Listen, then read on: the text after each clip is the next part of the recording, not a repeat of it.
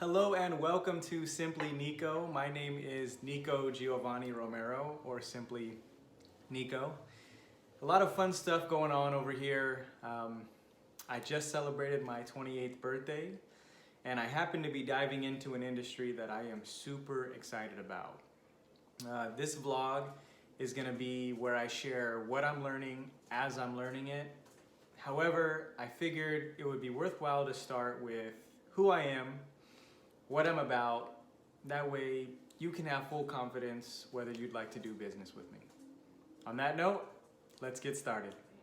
Like I said at the beginning of the video, just celebrated 28, which means I've had 7 odd years of actually working as a somewhat trying to be professional, as a professional. So there's been a little bit so far. I know it's a very young career, but I'm really proud of what I've learned along the way so far. The people I've met, the relationships I've built, almost all of them positive, which is something I really pride myself on. So leaving high school, like all of us trying to figure out what you're gonna do in college, I had zero clue of what I wanted to major in. I knew I was really good at math, and that I was pretty good at science, and that my dad planted a seed that I should probably be a doctor.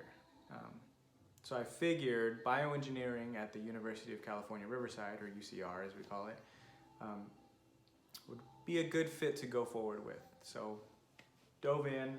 However, that really wasn't what I wanted to do at all, but we live and we learn. It took me 6 years to graduate. And all of them was at the university. So you can imagine I had some these moments. First couple years being out of the house, I was testing what freedom felt like. Hanging out with friends late, definitely some partying, a little too much partying to be honest. But after those couple years, about 3.5 years in, I had a sequence of events that really shifted for me, that I kind of move into the start of what I say working as a professional or wannabe professional.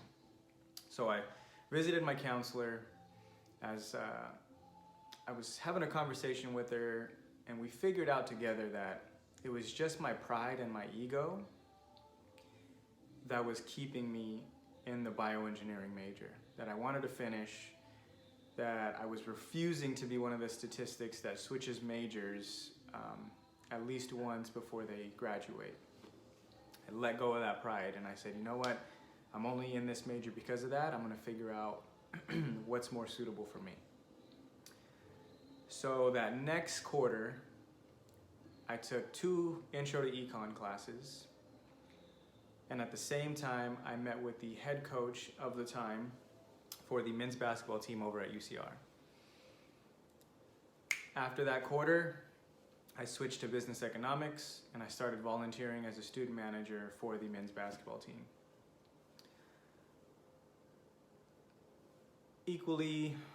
Not equally, but probably one of the best 2 years of my life in terms of formation, learning, relationship building. Really formative for me were those 2 years. Speed up a little bit. During those 2 years, I actually enjoyed my classes in econ, and I still wasn't the best student, to be honest with you. I was more focused on what am I doing for the basketball team. That was my priority. That's what I love to do. That's the people I love. That's the activity. That's where I thought my career was going. So you ask anyone, I was up in and out of those hallways in the basketball office more than I was in the classroom. So I worked my way to being video coordinator and assistant operations while still in that volunteer student manager position. And humbly and gratefully, after I graduated, there was an opportunity to get hired on as director of basketball operations for the basketball team, which I emphatically accepted and I took on with a full head of steam. I learned a lot. I definitely fell on my face a lot. There's still a few executives over there that could tell you the same, that I definitely fell on my face and I had some learnings, but I overall feel I did a decently good job, at least I learned. But that goes without saying. In those 3 years there, I really had to figure out what servant leadership meant. It was already in me, to be honest with you, but it was really awakened because I met a really good handful of student athletes that I was able to serve in those various roles that I mentioned.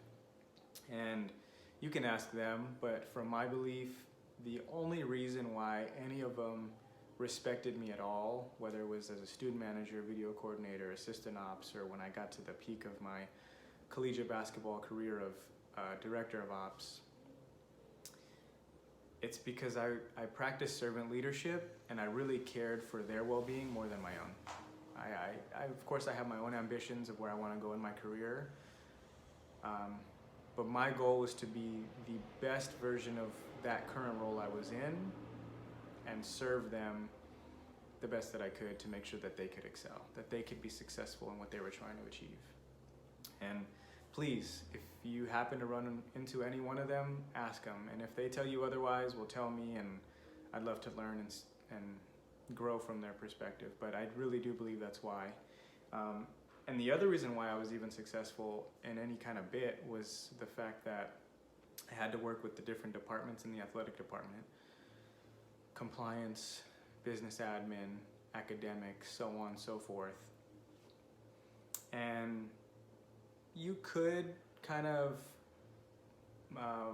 navigate in a forceful way. People do it all the time. But I firmly believe we're all a team. And the best way to move it forward is through positive relationships. And so that's what I did. I tried to bring as much value to them as I could and make their job as easy as I could. And I hope I did that. As you can tell, I try to practice a lot of confidence yet humility. Earlier in when I was going through those 2-3 years of partying, there was a lot of arrogance rather than confidence. There's a lot of arrogance. So now I still hold myself with a lot of confidence that I'm fully in belief that I can do anything I set my mind to. Yet I know that I'm not anything really. I'm just one of 7.7 billion or whatever the number is currently of the humans on this earth. Where else? I told you I was going to be looking at this. So after the stint for UCR basketball, I jumped in, I entrenched myself in the family business. So my dad owns a Medicare insurance agency out here in California. And I brought what I learned from the operations perspective from basketball over to the family business and learned a lot in terms of business development and marketing. Business development to me was pretty kind of easy to translate. As to me, it's people dynamics. Are you good to the people internally, the people on your team? And are you good to the people externally, your partners out in the field that you're trying to build business with, for, and make profits for each of us? So are you just good to your people? And if it ties back to positive relationships for me. So are you just good to the people and you're bringing value? Now, marketing is something I've had to learn, and I'm glad I've learned along the way. Like I said at the beginning of this, I'm not one to seek attention, so this video alone, it's coming on 13 minutes now of just talking. If you're still listening, I'm really appreciative of you. If you're skipping forward, it's okay. I'm gonna cut this anyway and make little bits because I know none of us have time to just sit around and listen to Nico Romero talk for 14, 18, whatever, how many minutes this is gonna be. But marketing is really just saying, hey, I'm here. This is what I'm doing. This is how I'm trying to be helpful. This is how I'm trying to make your life easier. And this is what I'm doing right now. during that time in the family business, I also learned that family dynamics, when mixed with business, can be a bit of a struggle. But we all learn through it. I'm sure there's so many of us out there that have had the experience of working in family businesses and can relate.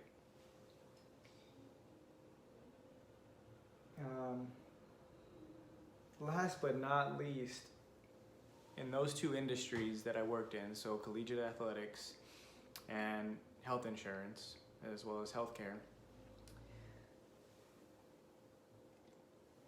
I learned that there's shady business in any industry, shady business. I also cemented myself in the fact, it's not learning because I knew it was already there, I cemented myself in the fact that I don't waver from integrity, that I'd rather leave money on the table than pick up a little bit by stepping on somebody, trying to take away from someone else's success. I would rather, and I'm not trying to use this to preach, but I want you to get to know who I am. I would rather lose by playing my best cards than win by cheating. It's just how it is, because at least I know I put my best foot out there and I just wasn't good enough at the moment. So someone else who was better won. That means I need to take a step back, get better, maybe come forward again and see if I can win at that moment. First time I noticed that that was really who I was, that I was integrity driven, was in high school. I ranked academically 27th in my graduating class. Super proud of that because I've never been the best student. I just kind of did what I needed to do. Like my dad says, do what you have to do so you can do what you want to do. That's what I did. But I'm proud of 27 because there were not a handful, just some individuals in the top 10 and probably out of the top 10 that were trying to make it in the top 10 that were stabbing each other in the back just to make it up the ranks. That was the first instance I figured, I'm not about that. I would rather be ranked 27th knowing that, hey, sometimes I didn't do my homework, so I deserve 27. Sometimes I did better on the test, so I deserve 27 over the other 400, 500 students that were in my graduating class. That's what I deserve because that's what I put out there. So that all saying, I refuse to get involved in shady business. If that's what you're about, hey, we maybe just won't mesh. That's fine with me. I still wish you nothing but success. But I also do believe in karma. So if you're out there hurting people, I do believe that that's going to come back to bite you.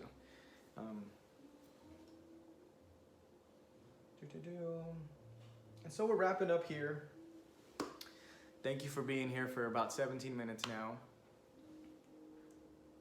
So we're getting to the why and the how. Gave you the who, I gave you the what. Now I'm going to give you my why and my how. So my why do I do anything that I do, whether it's basketball, insurance, or now the mortgage industry? Well, to be honest with you, to be simply Nico, I'm just trying to untap my potential. I'm trying to figure out what the heck I'm made of. And till the day I go to the internal resting place, I hope that I continue to push that envelope and figure out what the heck I'm made of. That I continue to learn and grow till the day I die. In terms of learning and growing, I have just in the past couple years have grown a strong affinity towards reading. Reading hard copy books, but also Audible as of recently. Whether you're driving, I started out, the first Audible audiobook that I read was David Goggins' Can't Hurt Me. So now, if you've read it, the dude stretches 4 hours every day. So now I do my morning stretches because he, as well as another kind of hero type that I look up to, the late great Kobe Bryant. Kobe Bryant said in one of his latter years in the league, he was asked in an interview, if you could give advice to young Kobe, just one piece of advice, what would you tell him? He said, stretch. So if Kobe Bryant said stretch and David Goggins was near death and all it took was stretching to bring him back to life. Sorry about that. I don't know if you could hear Siri or not. But anyways, if those two guys say stretch, I'm going to implement it into my morning routine. So as I'm stretching, I'm listening to an audiobook. The two that I'm reading right now, Think and Grow Rich, as well as Extreme Ownership. Also read Rich Dad, Poor Dad, Unshakable on the Shelf, and a handful of other books too. If you have any recommendation for books, I'll put, if you could just put it in the comments, I'll add it to my list. I love it. So learning and growing. And then my other why is to lead by example. I absolutely despise the statement, do as I say, not as I do. Despise it. It's lazy. If you want people to exemplify certain traits or practice certain behaviors, take value of certain principles, you got to be doing it yourself. So my whole goal is, and I definitely fall short more times than not, but is to lead by example. And so leading by example is my why, but that also gets to my how. And this is the last segment here. So my how for this current moment in this current industry that I'm jumping into, and to be honest, it's my how for any industry. It's kind of what I figured is going to work for me regardless of where I plant my feet. My how I plan to be a great loan officer kind of breaks down into two main groups, and I've talked about it, and I hope you can see that I've exemplified it over the last 8 years or 28 years or whatever it is. Our four main values, and trust me, I have way many more, but my four main values are integrity, gratitude, empathy, and then the last one, a combination of confidence and humility. One example that I didn't allude to in this long talk of confidence and humility is a guy named Stephen Curry. And you can tell I'm into basketball. It's one of two main sports that I've played, that I still play, basketball and golf. But Stephen Curry, that dude is the prime example of confidence and humility. He's supremely confident in his abilities, but he knows he's not better than anyone else. That's what I aspire to be. That's what I try to be every day. So, four main values: integrity, humility, gratitude, and confidence and humility. Then it breaks down into my four main principles. And funny story about how I came up with these four main principles. I was actually asked to speak at, I believe it was a career day at an elementary school a few years back. Super humbled by that because I didn't know anyone there. My name got dropped by someone else. So I had to figure out what was I going to say to these kids, because none of them really want to get into health insurance. It's weird as an elementary school kid. So I figured instead of job advice, I figured I would give them career and life advice. So my four main principles for excelling in any industry, in any position, in any career, in any spot you have in your life is practical optimism, knowing that there are opportunities, there's positivity out there in the world if you're willing to look for it, but know that it takes a bit of yourself looking in the mirror and figuring out how you can grasp those opportunities, being practical about it. Positive relationships, that you can go fast alone, but you can go far together. To be the best at the current role, at the current version of yourself. So many people look ahead and they want to be CEO, or they want to be some high status position, or they want to have this, they want to have that. But it takes time, and it takes a lot of effort. And what I grasped from a conference that I went to many years ago, he said that if you're focused on being that next position, you're never going to get there because you're being mediocre at best at your current position. Be the best at what you currently are. And Will Smith says it really great. He says, don't focus on building a wall. Focus on laying the best, the most perfect brick you can possibly lay, and soon enough you will build a wall. And the last but not least of my 4 principles that I try to live by and lead by example is be the hardest worker in the room. When I'm at my best, I am competitive, but not in a sense that I'm bashing anyone. I'm just simply trying to outwork you. And I take that hardest worker in the room from Dwayne Johnson. That's kind of his mantra. But it's simply just work ethic. And I take those competitive juices from basketball and I try to shift them into being the hardest worker in the room, being the hardest worker possible, hardest worker in terms of what I can put out there. So with that said, thank you so much for tuning in for Simply Nico episode 1. This was super long-winded. If you've lasted this long, I am truly grateful. Like I said, I'm gonna break this up, so if you wanna see some shorter bits, I got that for you too. But I just wanted to let you know a little bit of what goes on in my brain and in my heart. And hopefully you like a little bit of it. And if you have any comments, discussions, you wanna learn more, hit me up, DM, comments. If you've got my phone number, you can text or email. All my info's out there. Thanks, guys. Thanks for tuning in. I'll see you guys. Actually, let me finish up with something else. I'll lead on to the next thing. So, Simply Nico, this is episode 1. However, my plan for Simply Nico and all the other episodes going forward, starting the first week of January, is to, as I learn, share with you what I'm learning. So I'm gonna be grabbing, to start with, if you guys have any input, insights, topics that you want me to go over, topics that I should learn if I don't know it yet. Just as I'm learning, especially as I freaking studied all of this in this textbook, I'm gonna grab little bits and pieces from here and just share it with you. So I don't proclaim to be some kind of expert, definitely not. But as I learn, I'm gonna share. So I hope you guys enjoy that. If you have any comments, I'm happy to hear it. Thanks, guys.